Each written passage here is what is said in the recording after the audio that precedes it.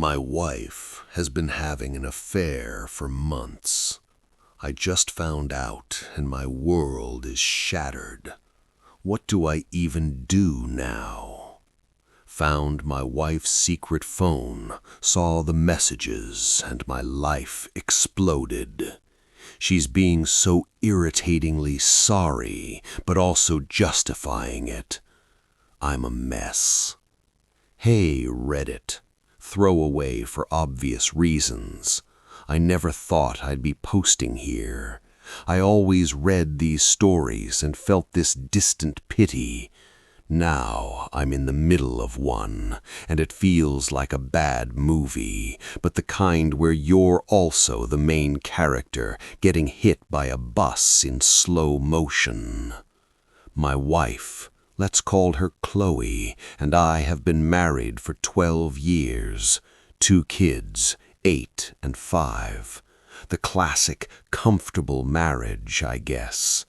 We'd been in a bit of a rut. Less date nights, more scrolling on phones, conversations about logistics, dentist appointments, grocery lists. I thought it was normal, long-term stuff. I was planning a weekend away to reconnect, for God's sake. The signs were there, but I was willfully blind. She was suddenly very into her appearance, new lingerie I never saw, working late more often, and her phone became an extension of her body, always face down. She'd get texts at weird hours and say it was her mom or a work group chat. I'm an idiot. I trusted her. It all came crashing down 3 days ago. I was cleaning out the garage, her request, of course, because my projects are clutter, and I knocked over an old box of her college stuff. A cheap, modern smartphone, not her current one, tumbled out from between some yearbooks. It was charged. It buzzed in my hand. A notification lit up the screen. Miss you already, beautiful. Tonight was incredible. My stomach just dropped out of my body. I felt physically cold. I sat there on the concrete floor, surrounded by my own junk, and I unlocked it. The passcode was our youngest's birthday, a sickening twist. The messages, I don't even want to describe them in detail. They were graphic. They were loving. They spanned months. There were plans, inside jokes, criticisms of me. He's just so unaware. It's exhausting. The other guy is some guy from her spin class, a friend she'd mentioned. A lot. I didn't scream. I didn't cry. I just sat there reading for maybe an hour. My whole life, our whole history rewrote itself in that hour. Every late night, every new outfit, every time she was distant, it all clicked into this horrible, clear picture. I'm going to stop here for now. Just writing this out is making me shake. I'll post the next part soon, about the confrontation. She's a lot, and I mean a lot. Update 1. Wow, this blew up. I'm reading all your comments. Thank you for the support. It helps to not feel so alone. I'll continue the story in the next post. Okay, back. Thanks for waiting, everyone. So after finding the phone in the garage, I just shut down. I didn't confront her. I didn't scream. I placed the phone back in the box exactly as I'd found it. I mechanically finished cleaning the garage, putting my tools away, stacking boxes. My mind was pure, static-filled white noise. She was out with the kids at a birthday party, so I had about 3 hours of agonizing silence. I sat at the kitchen island, staring at the clock. The shoulds cycled through my brain on a loop. I should pack a bag. I should call my brother. I should drive to that spin studio and find this Mark guy. I should smash something, but my body felt like it was made of lead. I was paralyzed. The betrayal felt less like a wound and more like an organ removal. This deep, cold hollowing out of everything I thought was solid. The worst part was the mental rewinding. Suddenly, every "I have a late work meeting," every new piece of lingerie that was for her, every time she was distracted and staring at her phone with a faint smile, it all snapped into a horrifying, clear picture. The narrative of my last 8 months was a lie. I had been a background character in my own life, completely unaware of the main plot. When I finally heard the minivan pull into the driveway, the kids' laughter bubbling through the front door, my blood turned to ice. How do you smile? How do you ask, how was the party? How do you look at the face of the person you've loved for over a decade and know it's the face of someone who chose every single day for months to lie to you? I plastered on the most unconvincing smile in human history and said, "Hey guys, have fun?" It was the start of the worst performance of my life. I waited until the kids were in bed. Tucking them in was agony. My daughter asked, "Daddy, are you sad?" Kids just know. I forced a smile and said I was just tired.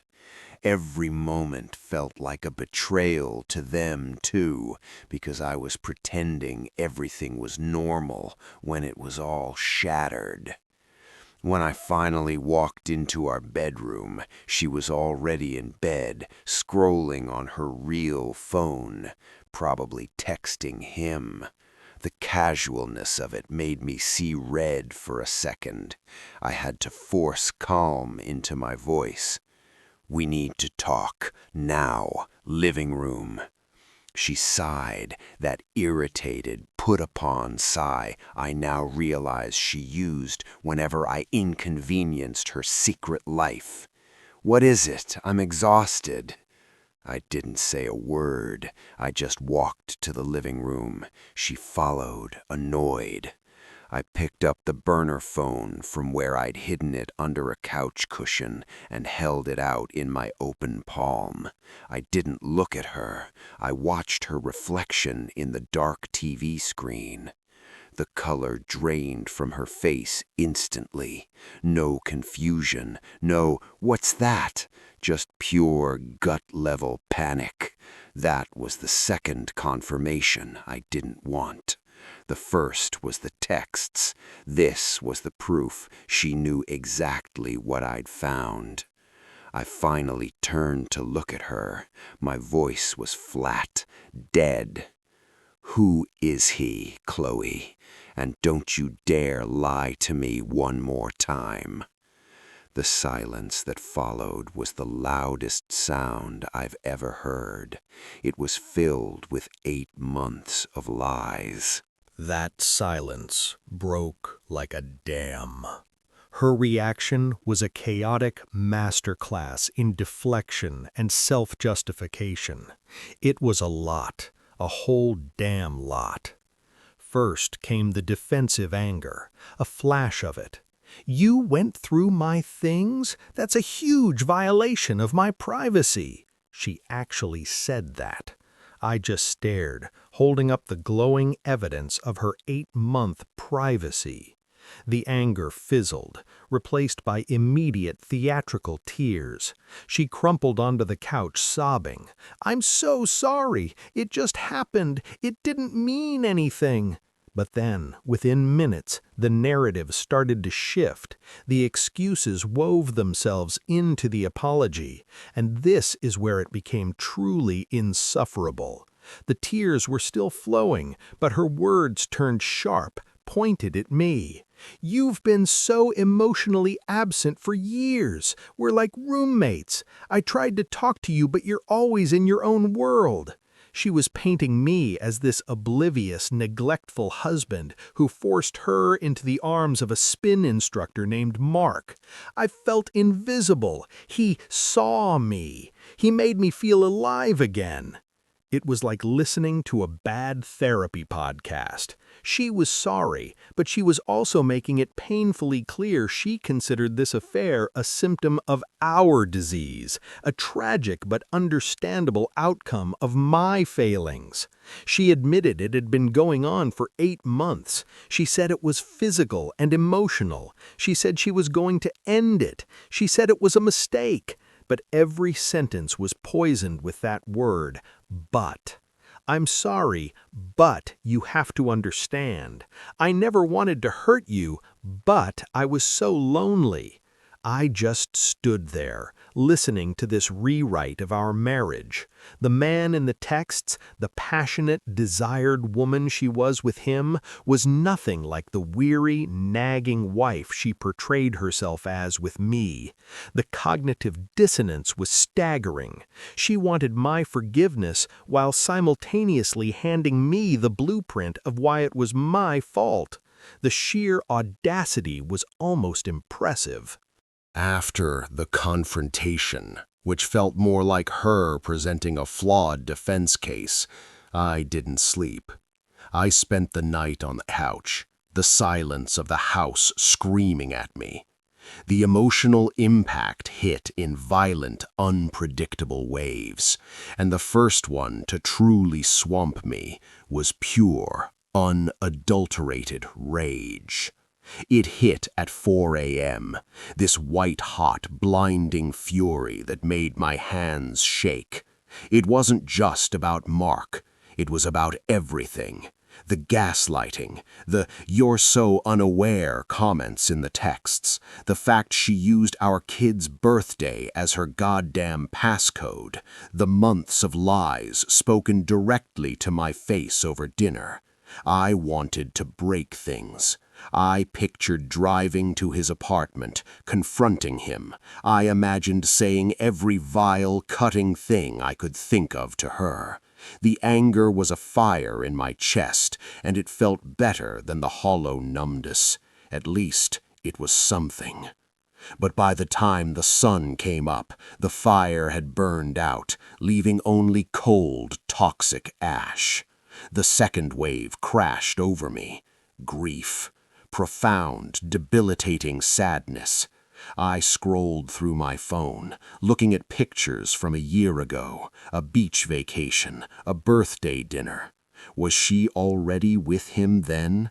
Were those smiles fake? I looked at our wedding album tucked on a shelf. The vows felt like a sick joke. This wasn't just the death of a marriage, it was the murder of my past. Every happy memory was now a crime scene, contaminated by the question of what she was really thinking. Then came the third wave, the most insidious one: insecurity. Her words, her justifications started to echo. Was I emotionally absent? Was I a bad husband? I started obsessively reviewing our last few years, looking for my crimes. Did I not listen enough? Did I not date her enough? The betrayal had fractured my own sense of reality and self. One part of me knew her excuses were bullshit. You communicate, you go to counseling, you don't fuck your personal trainer for 8 months. But the wounded part wondered if maybe I had driven her to it. I called in sick to work for 2 days. I couldn't eat. I'd be driving to get coffee and a song would come on, some stupid thing we used to sing along to, and I'd have to pull over because I was crying so hard I couldn't see the road. The emotional whiplash was exhausting. Rage, grief, shame, rinse, repeat. And through it all, I had to be Dad, making pancakes and helping with homework, while my internal world was a nuclear wasteland. We're now living in this suffocating, fake version of our life. She's switched modes entirely. The defiant justifier is gone, replaced by what I can only describe as performance penitence Chloe. She's trying to be Superwife 2.0. She's making my favorite meals, dishes she hasn't cooked in years. She's doing all my laundry, folding my socks with a disturbing level of care. She bought me a stupidly expensive watch I'd mentioned liking 6 months ago. It feels grotesque. Every gesture feels like a transaction, a bribe to erase the last 8 months. It's not reconciliation, it's frantic damage control. The worst part is the hypervigilance. Every time her phone buzzes, my entire body tenses. I watch her face for a flicker of something. She started leaving her phone out in the open, screen up, transparently. But it feels like another layer of theater. She'll say things like, "I'm going to the grocery store. Here's my phone if you need me." It's so over the top it makes me nauseous. She wants to talk about us constantly, but on her terms. She wants to skip to the how we heal part without fully wading through the what you did swamp. She suggested couples counseling, which is rich, but when I said I needed individual therapy first to even process being lied to for nearly a year, she looked hurt. Like my need to heal alone was a rejection of her grand fix-it plan. We're sleeping in the same bed again, but it's a mile of cold mattress between us. The physical revulsion is real. The thought of touching her makes my skin crawl. She tried to initiate intimacy last night, a soft hand on my arm, and I physically flinched. The look on her face was pure, wounded frustration. She doesn't get it. The person who shared my bed for 12 years is gone. In her place is a stranger whose touch feels like a violation, a reminder of where else those hands have been. The kids are confused. They sense the tension wrapped in this weird, polite cheer. Our son asked if we were having a quiet contest. We're failing them right now, and that guilt is a weight strapped directly to my heart. I know I need to make a decision, to stop floating in this awful purgatory. But between the rage, the grief, the performance, and the sheer logistical terror of blowing up our lives, I feel paralyzed. Everyone says lawyer up, but looking at my kids' drawings on the fridge, the idea of not seeing them every day feels like a second, just as fatal betrayal. The paralysis broke in the stupidest, most mundane way possible. It was a Tuesday. She was at work. I was working from home, trying to focus on a spreadsheet that made 0 sense. I needed a specific folder from her desk in the study, a tax document. I wasn't snooping. I swear I wasn't. I found it, but next to it was a notepad. The top sheet was a draft of a letter to him. It was in pencil, words scratched out and rewritten. It wasn't a goodbye forever letter. It was a this is so hard but we need to be smart right now letter. Phrases leapt out. My love, this pause hurts so much. When things calm down, what we have is real. The performance penitence, the shopping, the watch, it was all just that, a performance, a strategic pause. She wasn't ending it, she was hiding it better. She was waiting for things to calm down, for me to get over it, so she could go back to her real love. The numbness I'd been craving came back, but it was different. It was clean, sharp. The emotional tornado, the rage, the grief, the insecurity just stopped. It was like someone flipped a switch. All the noise in my head went silent, replaced by a single, cold, crystal-clear directive. I didn't cry. I didn't smash anything. I took a picture of the letter with my phone. I put the notepad back exactly as it was. I finished my work task. Then I Googled best divorce attorneys near me. I called the top 3. I booked consultations with all of them for the next 2 days, using my lunch breaks. I called my oldest friend, the one who knew me before her, and said, "It's over. I have proof she's still in it. I need you to not ask questions. Just tell me I'm not crazy." He did. I opened a new bank account. The clarity was terrifying in its own way, but it was freedom. She was still living in the drama of her affair, juggling her husband and her lover, playing the martyr. I was no longer a player in her story. I had just become the judge, and the sentence was dissolution. I met with the lawyers. That was a reality check and a half. The first one, a short woman in a ruthless suit, laid it out like a military campaign. Asset division, parenting plans, the cold calculus of separating a life. She told me to start documenting everything: the secret phone, the letter, timelines. "Emotion is for therapy," she said. "This is a negotiation." It was brutal, but I needed it. I didn't tell Chloe about the consultations. I needed the upper hand, a concept entirely foreign to me in our relationship. The performance penitence continued unabated at home.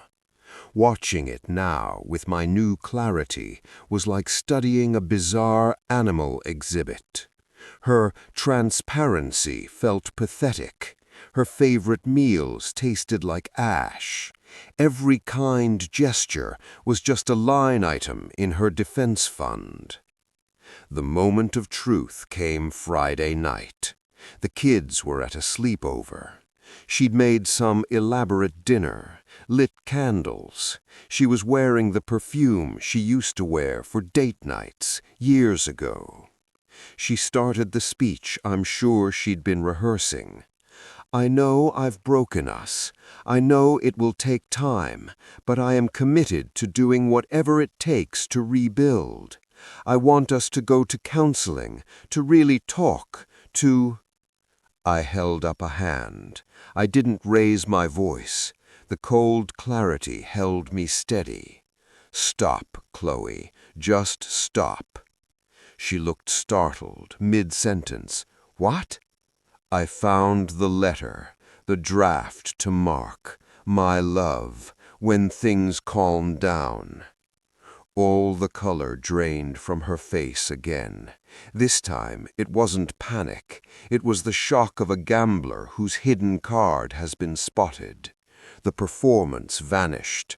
Her mouth opened, but no buts came out. "So let's be clear," I continued, my voice flat. "You are not committed to rebuilding us. You are committed to managing the fallout until you can get back to him. Your apology is a strategy. This dinner is a tactic. I'm not interested in being part of your logistics anymore." The mask was completely off now. I saw it, the irritation, the frustration at being caught again, at her plan unraveling. There was no heartfelt breakdown, just a cold, calculated reassessment. "So what are you saying?" she asked, her voice tight. "I'm saying you should go be with him tonight. I've contacted lawyers. We are getting a divorce. You can explain to the kids when the time is right why you're moving out. But the performance, it's over. We're done." The fallout from that night was both explosive and eerily quiet. She didn't go to him that night. She locked herself in the guest room. The house felt like a sealed tomb.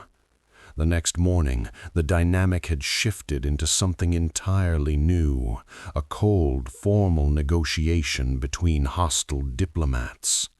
Her guilt and performance evaporated, replaced by a defensive, hardened posture. The justifications came back, but now they were bullet points in a custody argument. You were emotionally neglectful, became the home environment was already broken. Our conversations were no longer about us. They were about assets, schedules, who would keep the absurdly expensive watch she'd bought me as a bribe. I told her I wanted her to move out. She refused, citing her rights to the marital home. My lawyer confirmed this. So we began the awful dance of living separately together. I moved into the finished basement.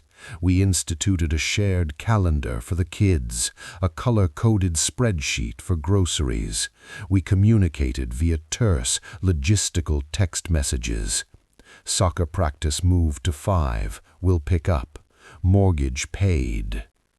The hardest moment was telling the kids.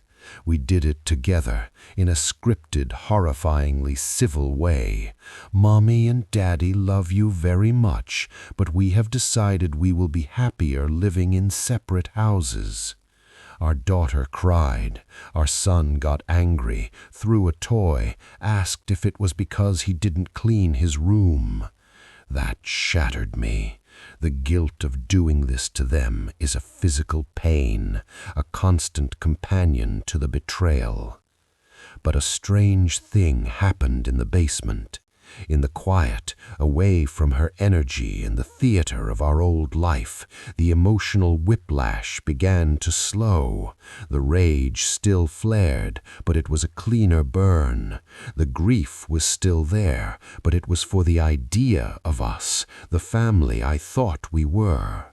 The real woman upstairs, the strategist, the liar, the person who wrote "my love" to another man while serving me meatloaf. I felt nothing for her but a distant, profound disappointment. The love was gone. It was like a tooth that had been aching for months had finally been pulled.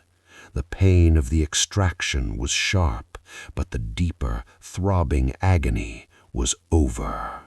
The legal process is a slow, grinding machine designed to drain your wallet and your soul. We're in the thick of it. Mediation sessions are a special kind of hell, sitting across a table from someone you once promised your life to, arguing over who gets the good TV and the custody schedule for Thanksgiving 2024. She fights for everything, not out of sentiment, but out of spite. The set of dishes her grandmother gave us, she suddenly must have them. It's a proxy war. But outside that conference room, a new life is painfully, slowly taking shape. I found an apartment. It's small, and it echoes with emptiness, but it's mine. The first night I spent there, alone, I ordered terrible pizza and sat on the floor. And I didn't cry. I felt a profound, aching loneliness, but beneath it was a foundation of something solid, integrity. I wasn't pretending anymore. The kids are adjusting. They have their rooms at both places. Our time together is more focused now, less about maintaining the facade of a happy household, and more about just being present with them. I'm not a perfect dad. I'm tired. I'm sad sometimes, but I'm real.